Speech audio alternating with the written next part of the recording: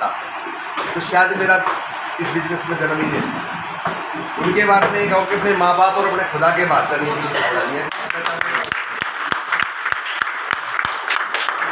और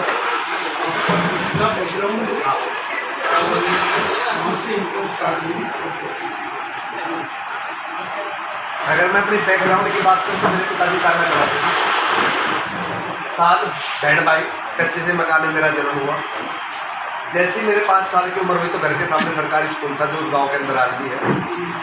जब बच्चे स्कूल जाते तो मेरा भी दिल करता था कि मैं यस दुनिया के हर माँ बाप की इच्छा होती है कि मैं अपने बच्चे को राष्ट्रपति कुछ तक पहुँचाऊँ, पर कई बार हालात ऐसे होते हैं कि वो माँ बाप जो राष्ट्रपति कुर्सी तक पहुँचाने की इच्छा रखता है, कई बार वही माँ बाप उस बच्चे की उंगली पकड़ के छोटू के रूप में किसी दुकान पर भी छोड़ गया होता है। ये हर चाहत और इच्छा किसी माँ बाप की होती है।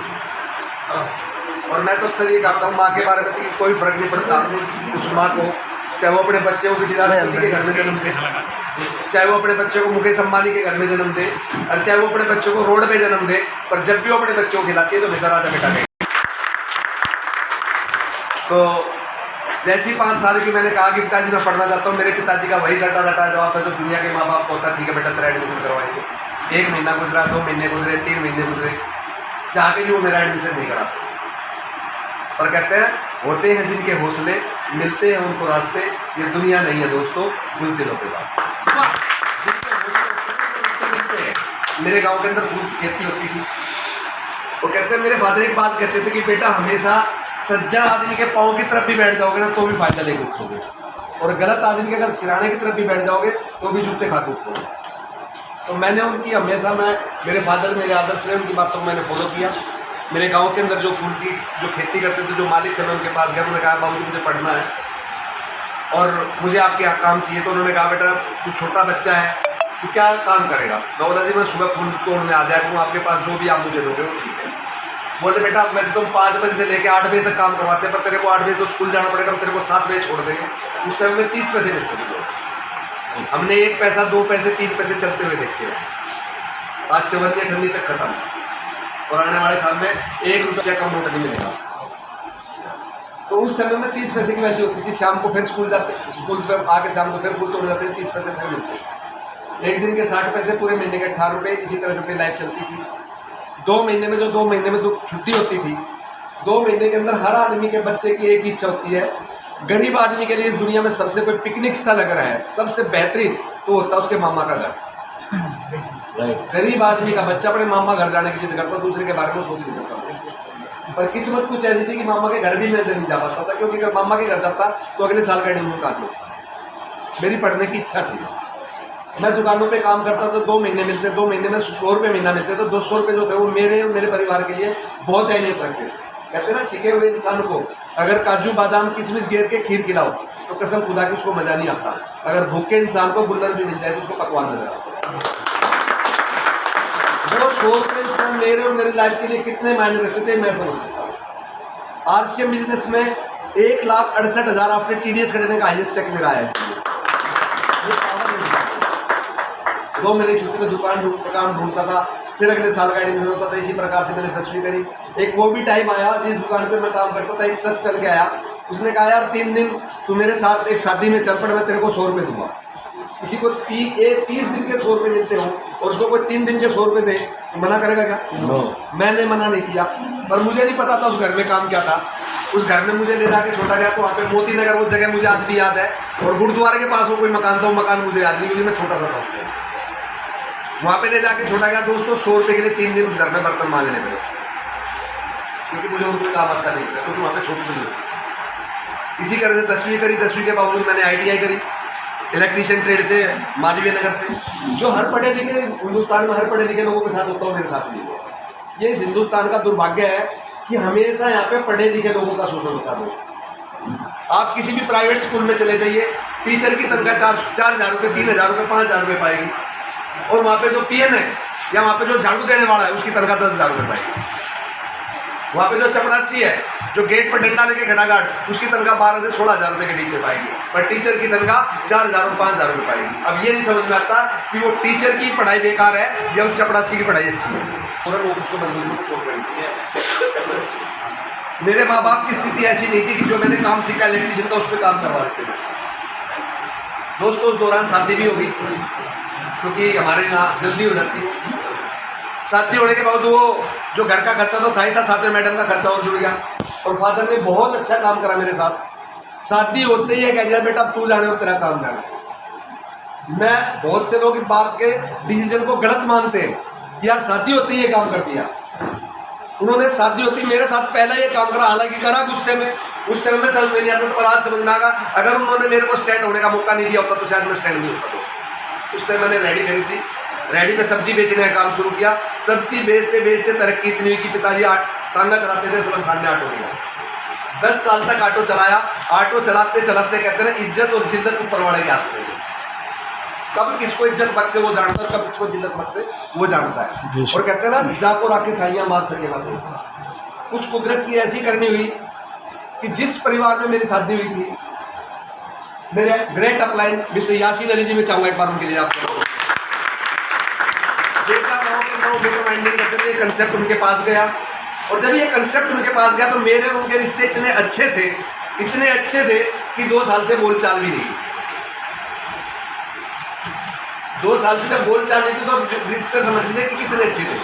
और हरियाणा में कहावत है कि गंडे से गंडी नहीं मीठी, फूल से मीठा रड़ा, और भाई से भतीजा प्यारा, सबसे प्यारा साला सबसे प्यारा होता है। ना चाहते हुए भी अपलाइन का प्रेशर था कि अब अपने रिश्तेदारों के पास जाओ। वो मेरे पास इस कंसेप्ट को लेके आए, और कुदरत की कुछ ऐसी कंडी पिछली कोई बातों पे चर्चा नहीं हुई, पर कहते हैं दोस्त समझाया उसको जा सकता है जो समझना चाहता हो, और सिखाया उसको जा सकता है जो सीखना चाहता हो, और बताया भी उसको जा सकता है जो पूछना चाहता हो। पर हिंदुस्तान में आधी अधूरी हर काम की नॉलेज आधी अधूरी इंडिया में हर एक आदमी के पास है। आप नेटवर्क मार्केटिंग की, पर जब वो मेरे पास है, मैंने कोई ज़्यादा दिन बहस नहीं करी। उन्होंने जो इस बिजनेस में मैं जुड़ा, सिर्फ एक ही शब्द था। कहते ना शब्दों से इंसान की जिंदगी बदलती है। तो कोई एक शब्द आपकी जिंदगी में पता नहीं कहां से आगे पड़ेगा, वो आपकी जिंदगी बदल देगा।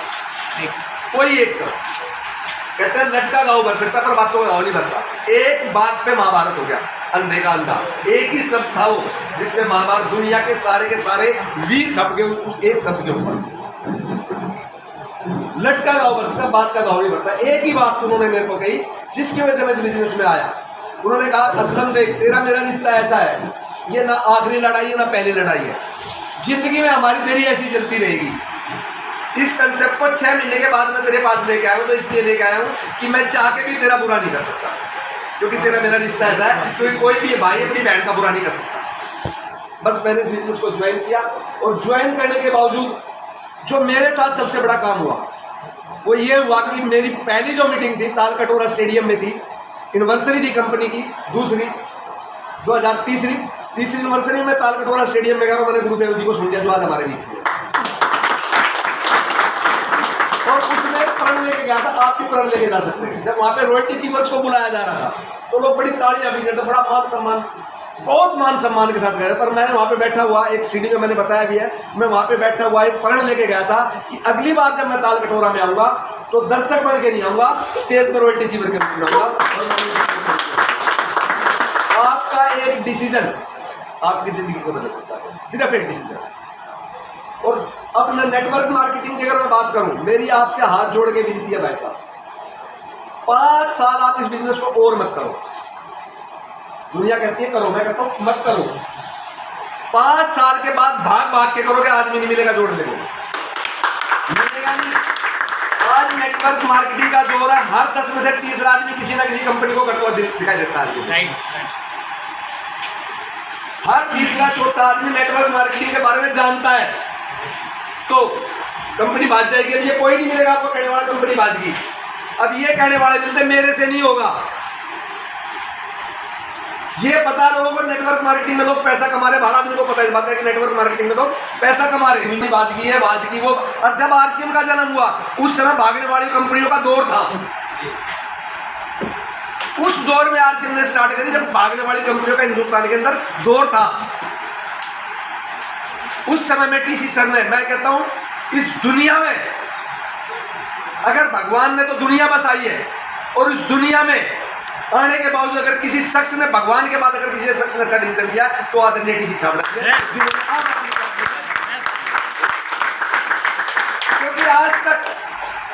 गुरुदेव एक बात कहते हैं, आज तक किसी भी अमीर ने अगर काम किया तो किसी अमीर के लिए किया है।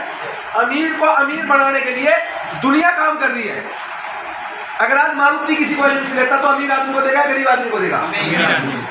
अगर टीवी कोई कंपनी टीवी बना रही तो उसकी एजेंसी किसको देता है, अमीर को या गरीब को? अगर कोई मोटरसाइकिल बना रहा तो एजेंसी किसको देता है, अमीर को या गरीब को? अरे एक शख्स ने सोची, एक कपड़े से शुरुआत करके हर चीज की एजेंसी एक रेडी चलाने वाले को दे दी। तू मालिक बन। पर समस्या क्या है? वो कहते ना, ज्ञानी से ज्ञानी लड़े हो ज्ञान की बात, और मूर्ख से मूर्ख बेटे दे मुंह का दे लाभ। ये बिजनेस है। क्या है ये? किनके हाथ में जाना चाहिए? बिजनेसमैनों के हाथ में। ये बिजनेस है तो किसके हाथ में जाना चाहिए? बिजनेसमैनों के हाथ में। तभी तो सेफ रहेगा, तभी तो लोग अहमियत मानेंगे। पर टीसी जी ने गलत निर्णय ले लिया कि बिजनेस को रेडी चलाने वालों के हाथ में दिया, चाय बेचने वालों के हाथ में दे दिया, नौकरी करने वालों के हाथ में, क्योंकि उनका पैसा ही नहीं है, उनकी मेंटल लेवल ही नहीं है वो। पर उस आदमी ने एक डिसीजन ले रखा कि एक कक करके सबको बदल के रहूंगा, और उस चीज का जो बीड़ा उठाया, एक कक आदमी कहते हैं कि वर्मा जी के रूप में जिन्होंने बीड़ा उठाया कि एक कक आदमी को जगाने का, हम जब जुड़े, जब कहते थे 1 करोड़ लोगों को कपड़ा पहनाना मेरा लक्ष्य है दोस्त, वो लक्ष्य पूरा था। और आज मैं देख रहा था, सुन रहा था सर कि 5 करोड़ लोगों को गाँव तक पहुंचाना है। सिर्फ और सिर्फ सलमान खान के 100 फिल्म देख के आप सलमान खान नहीं बन सकते हो। सलमान खान नहीं बन सकते। शाहरुख खान की फिल्में देख के शाहरुख खान, और हिंदुस्तान के अंदर तो रिवाज है सलमान खान को इतनी जरूर देनी है, जैसे इनकी बुआ का लड़का है वो। इसकी ईद पे फिल्म रिलीज होती है ना, देखा आपने 500,000 रुपए, बुआ का लड़का है क्या? है क्या? नो। फिर भी देखे आपने, इतनी जरूर देनी है उसको, क्योंकि इसकी फिल्म हिट करनी है। वो हिट हो गया, आप में से एक हिट हुआ क्या? 100 सेमिनार गुरुदेव के देख लेना दोस्त। अगर आप हिट ना बढ़ जाओ, हीरो ना बढ़ जाओ, तो मैं 100 सेमिनार, एक सेमिनार का टिकट 150 रुपए, 100 सेमिनार की टिकट हो गए 15,000 रुपए। 15,000 रुपए लगा के वत्स आप की तरफ 55 लाख रुपए कमा सकते हो। आज गुरुदेव का नाम दिया हुआ है ऑटो से फोर्ड फिएस्टा तक। और आज आपको किसी एंगल से लगता है कि एक ऑटो वाला आपसे बात कर रहा है? नो। लगता है? No sir. और दोस्तों, ये बिजनेस इतिहास बनाता है, ध्यान रखिए। असलम खान तांगा चलाने वाले की औलाद था, है और रहेगा। ये मेरा परिचय है। चाहे मैं डायमंड बनूं नहीं बनूंगा, दुनिया की कोई ताकत नहीं रोक सकती मुझे डायमंड बनने से, कोई ताकत नहीं रोक सकती, क्योंकि ये मेरा फैसला है।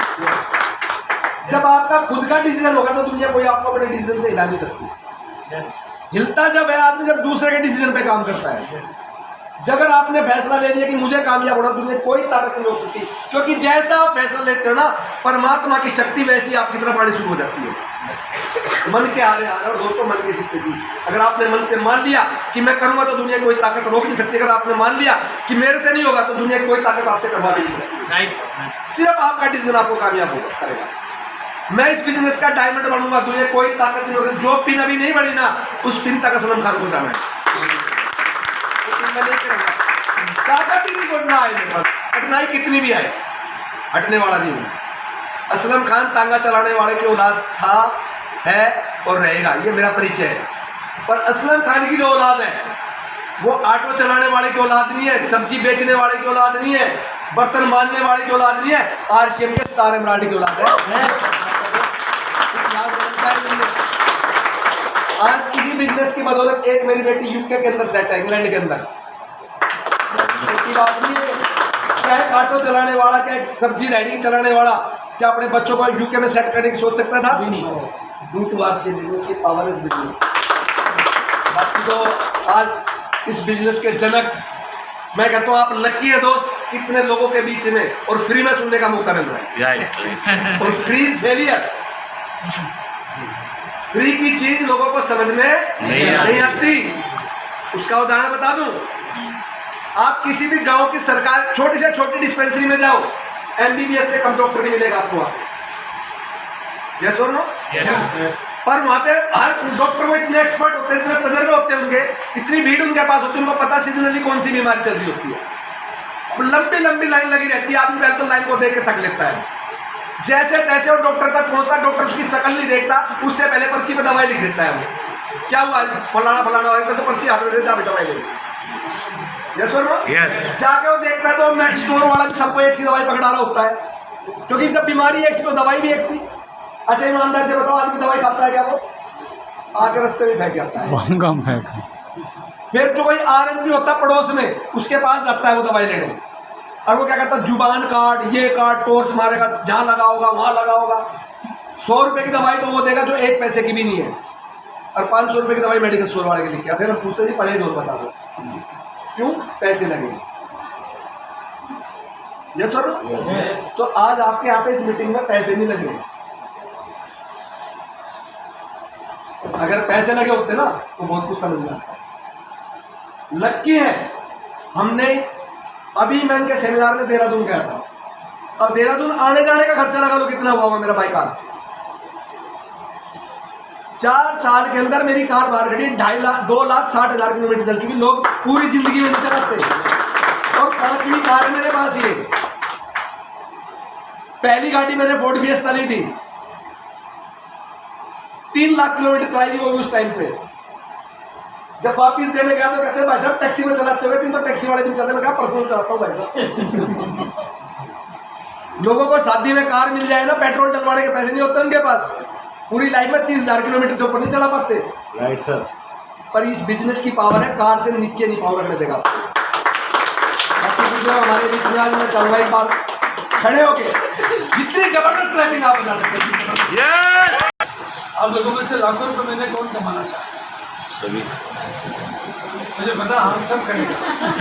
स्वास्थ्य ऐसा स्वास्थ्य भी कमाना चाहता है। वेरी गुड, बहुत अच्छा।